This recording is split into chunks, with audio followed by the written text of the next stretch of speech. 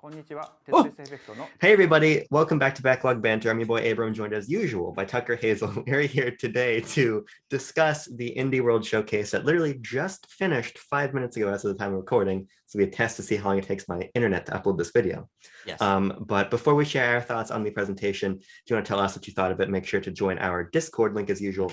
Top of the description right down there, like the video. Sub to the channel, ring the bell. We've been growing quite a bit, but we just lost a sub. We're not gonna. Man? I don't think we're gonna fall below 400, but I don't want that to happen. If you want to ensure that it doesn't happen, drop a sub. But Tucker, become our insurance policy, please. But Tucker, I actually want to begin this little discussion by making it apparent why you should be in the Discord, because I'm going to integrate some audience feedback right here, and I'm going to use it as a place to begin our discussion. Awesome. Our good friend Abby said in the Discord, that was not a very good indie world. Well, actually, it was more meh. The Shovel Knight and Tetris games are cool. Tucker, respond. Tucker is going to respond by saying, I can understand, I'm talking about myself in third person, but I can understand that perspective. Yeah. For me, this indie world feels a little bit unnecessary because so much of it was focused on giving us updates and release dates for games that we already knew about in ways that, could have been integrated into, other tweets or whatever. It doesn't really need to be its whole own thing. But it had its fair share of cool announcements. And I think the reason I'm not disappointed by this, maybe in the way Abby is that I felt like this was a very consistent quality in terms of the games that they were showing. They didn't feel like there was anything super out of place in terms of things that looked really cheap. It moved at a good pace. It wasn't very long. Yeah. I'm happy that this happened, and there are some cool games that happened there. Of course, we got a couple good announcements, but it didn't really feel like there was anything like major to center this around. And so much of it was focused on updates that it feels a little bit different from the other ones we've gotten. Yeah, I agree completely. I'm trying to buy time because I'm trying to remember the name of that picture game. Toem. Picture taking it. Toem. Thank you. I couldn't remember if it was Moem. I remember the OE. That's what I remembered out of the title. Not a great title. But the reason I wanted to highlight that is because to me, that is a sort of announcement that makes these showcases interesting. Yeah. But what we end You're up never going to see that anywhere else. Right. And it looks fun. It got a good trailer. Yeah, and it needs the attention.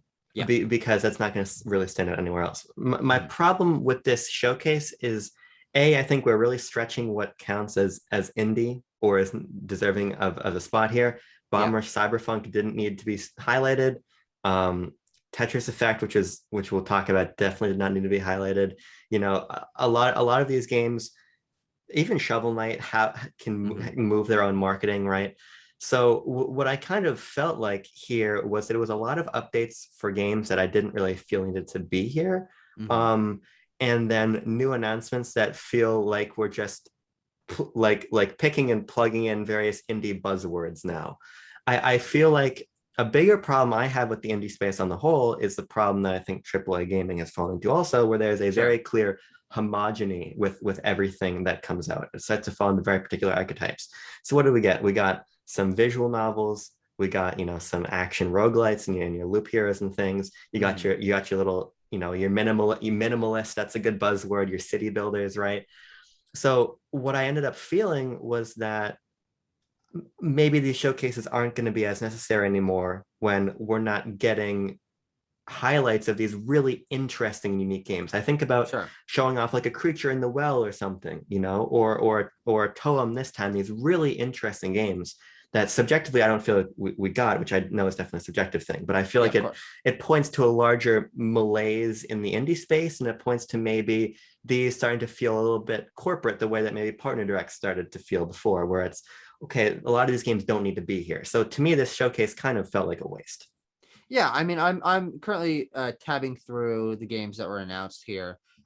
There was a good amount of them that I do feel were good announcements. I do think that Loop Hero is a pretty big deal. People were really giving that game a lot of hype when it came out, and I'm sure it's really high quality. It seems very interesting in terms of combining different mechanics, and I think it's got some sort of cool story about like the loops and incorporating gameplay mechanics into that and stuff. And that's one alongside I think I said Gang Beasts, and there was one other game that I was like, oh, that's a great Switch port. What was it? Slime Rancher is I believe said before. Yes, Slime Rancher. Yeah, these games that people know about that I think are cool to have in this, and they didn't spend a lot of time on any of them. But to be like, hey, these games are cool. We know they're cool, and they're going to be great on Switch. All three of those games, I think, are fantastic to have on Switch. That portability, the accessibility of multiplayer, all of that heightens the experience of those games, and Sure. they're really cool to show off here. Now, if I can hop in there for a Yes. second, just on that point, I think part of my problem is that these are all old, right? Yeah. And I feel like a big problem that is prevalent in AAA third party on Switch is that it's old content, right? Sure. Yeah. And I feel like we're getting into that same space here in the on the indie side, where so much of the appeal of the Switch was that this is the home for new in cultivating new and interesting indie titles. So when so much time is spent on, okay, here comes Astroneer and here comes Gang Beasts and here comes all these games.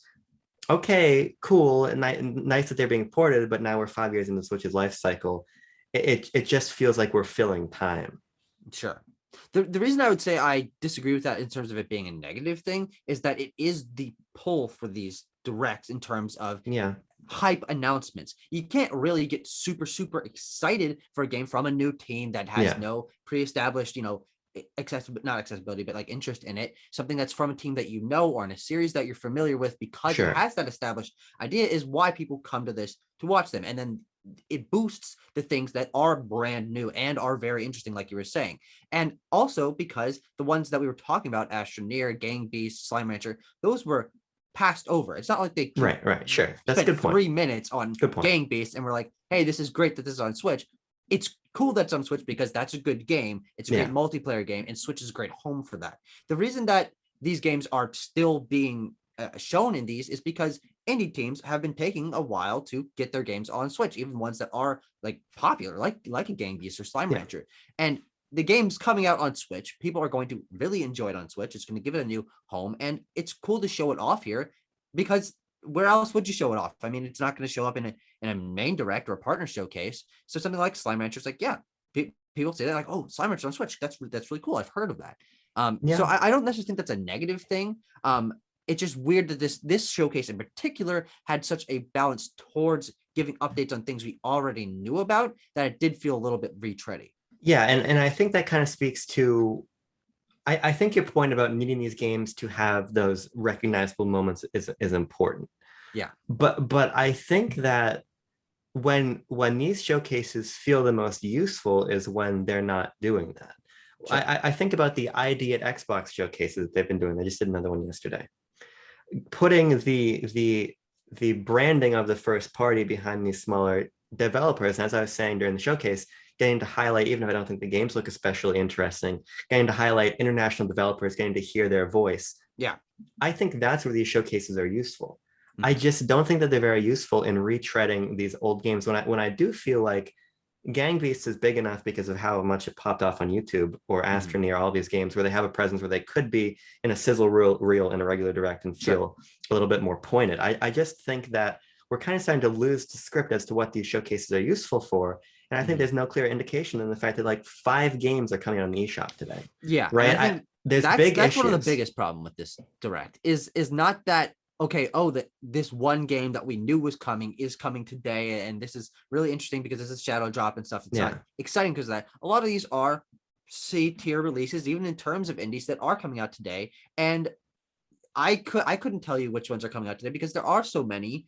It just feels like, okay, yeah, these are all going to drop today, and it's because the direct is happening, or the indie world presentation is happening today. There's a weird synergy there that kind of cancels itself out, and it's where none of them are particularly exciting if they're dropping today. Yeah, and I think it undercuts when a big game does drop. Like Axiom Verge 2 is a huge announcement. That was either an opener or it was a closer when it first got announced. The game was huge. It was on every platform. And then got delayed, and now it's just coming out all of a sudden. But there's like the necromancy barista game and like Slime Rancher and a bunch of other shit coming out today, which undercut that moment and didn't even give, I believe the gentleman's name is Tom Happ, who developed this game, didn't even give him a moment to talk about it when this is a very important game. It's just dropped. And because of that, I just no longer think that it is serving the indie partners the way that maybe the veneer of the indie world showcase is anymore. Not enough time. People are being given time to talk. too many games are being thrown out on the eShop at one time, and too much time is being given to a game like Tetris Effect, which I would argue does not belong anywhere near an independent developer showcase, right? No, yeah. And it, so because of all of these factors, it just feels like the showcases are becoming very clumsy. Mm-hmm. Yeah, I mean, it's just interesting that they've sort of changed the identity of what these because these showcases have been happening since the Switch came out, since the Switch first launched. It was Nindies at first, right? And I think they sort of changed it to something else, and then they changed it to Indie World, and they have this whole mishmash of what they want this to be, and each showcase sort of has, okay, well, this one had a big announcement and then a bunch of stuff that didn't really matter.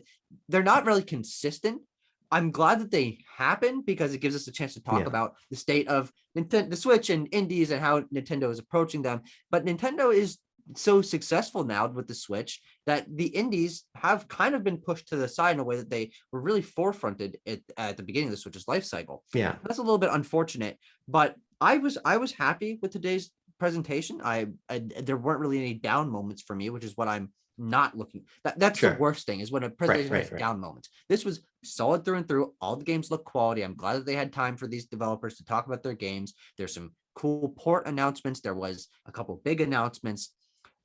So I'm happy with it. I'm not blown away, and I think our discussion about things dropping all at the same time and being focused a lot on rehashing old information is probably the biggest problem with this particular presentation from today. But I'm satisfied, and I will be certainly picking up at least a couple of these games. Yeah. I think you have the problem, as you were just saying, about too many things coming out today. And I think you were right that on the whole that it was a fast-paced showcase. I would have liked a little bit more time to hear people talk. I think we got a good amount of it, but I think if you could have cut out a little bit more of the filler and given some more time to someone like a Tom Happ or whatever, that would have been nice. But I agree. I think it moved nicely. But to end this on a more positive note, I do want to talk about the games I was excited about out of this, because there were a couple for sure.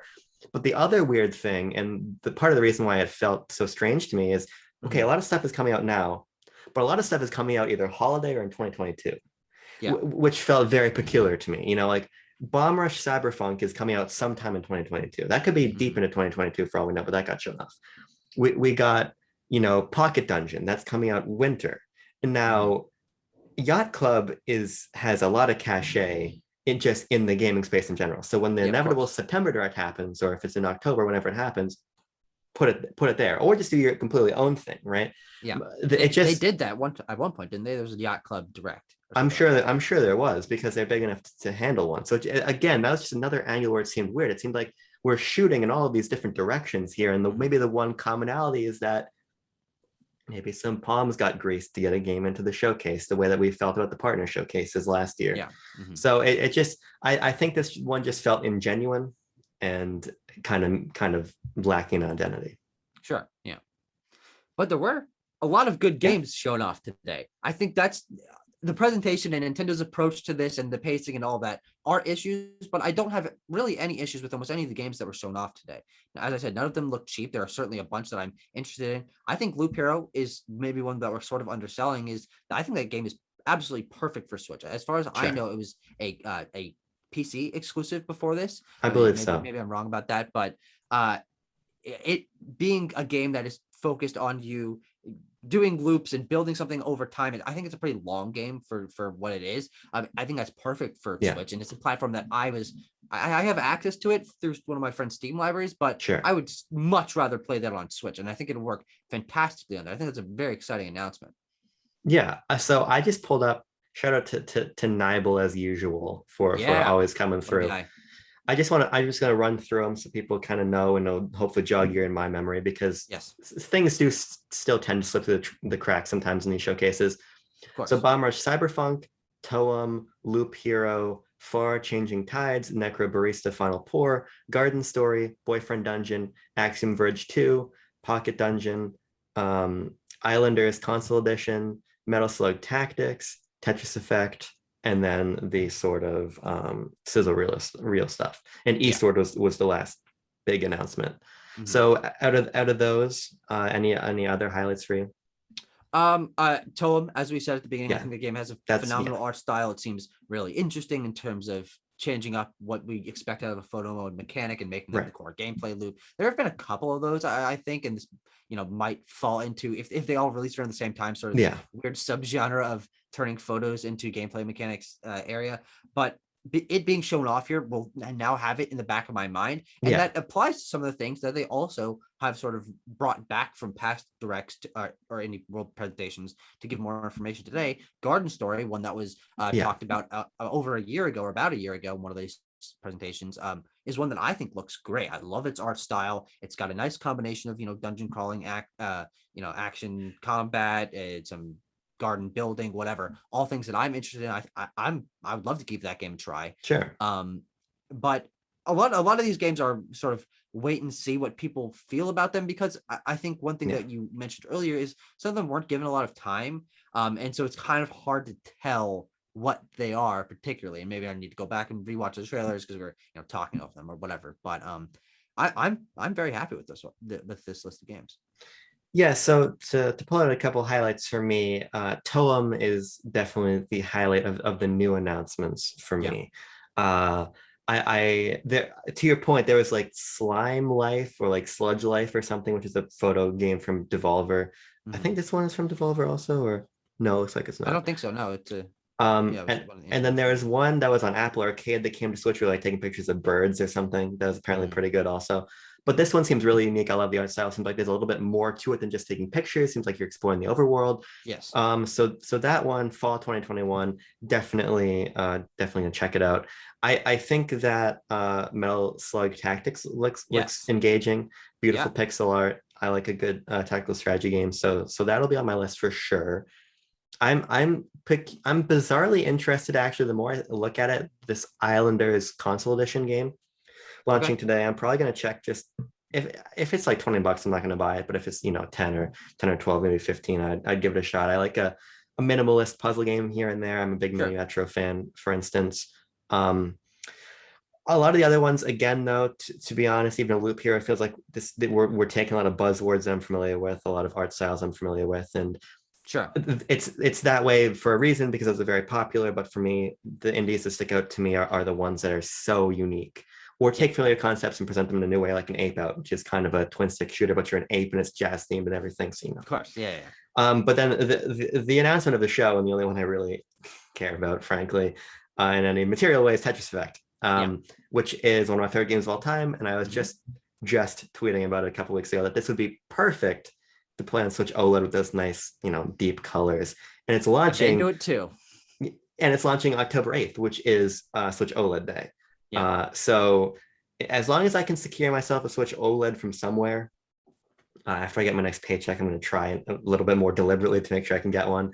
Sure. OLED, 2D Metroid, and Tetris Effect in one day. Get the fuck out of here. That's wild. Get the fuck out of here. That's my day. But it's crazy that this was shown off in a direct like this. I think this is what they were sort of linchpinning the announcement or this presentation around. Like, hey, we do have a big announcement, and it is a port of one of the best puzzle games in the last few years. And it's a huge deal. But that's a game that would show off great in a normal direct as well. It's a game that should have been in the reveal trailer for the OLED, in my opinion. Sure. Yeah. That would seem to make more sense. But I guess before we leave, we should just mention Eastward. That was the big stinger. The big opener was Bomber Cyberpunk. I think that neither was especially successful as an opener nor a closer. Yeah. Eastward does have a lot of buzz behind it. People are really excited about it, and having it in just about a month, I think that makes a ton of sense. Chucklefish, big team, but this is a good avenue for them to show off their game. About 4 weeks away makes a lot of sense, but it just doesn't appeal to me. So the one final thing that I want to talk about is why I think that maybe people will be, as Abby was, underwhelmed by this direct, is because it is lacking outside of Tetris Effect in those established IP announcements. I mean, updates on things that we were already familiar with, Shovel Knight and Axiom Verge, things like that. But obviously no Silk Song. People are going to be complaining about that. No Oxenfree 2. Fall Guys is still coming to Switch at some indiscriminate time in the future. Sports Story was another one to add to that list. A lot. Cuphead DLC, which indie, whatever. But all these games that are coming to Nintendo Switch didn't have trailers here. And I think people are expecting that out of these presentations. I don't know if it's necessarily super fair or not, but I think that, that's the expectation, is that we'll get a couple of those updates, especially for a lot of these. We haven't gotten information about them in an intensely long time. My one counterpoint to that is that all of those games belong in a regular direct.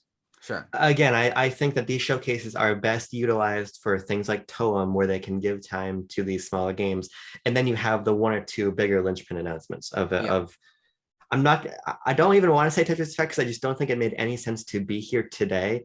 But things of that, like an Ori, when Ori got announced, or like a Cuphead.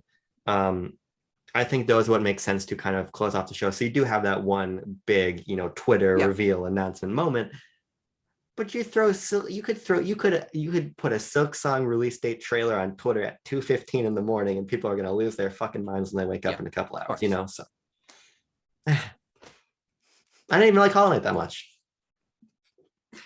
I only bring up Silk Song not because I'm particularly interested in it, but because it's the meme at this point. How long has it been since we fucking got information on that game? Since it got announced. 2 years? Yeah. Jesus Christ. So that's wild. And for Cuphead DLC, it's been like 4 years.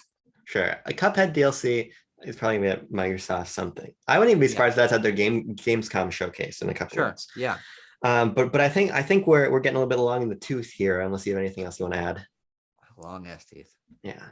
I have to sand mine down to get too long. I'm like a beaver. I have to constantly chew on things, so they grow up through my brain and kill me. I hope so.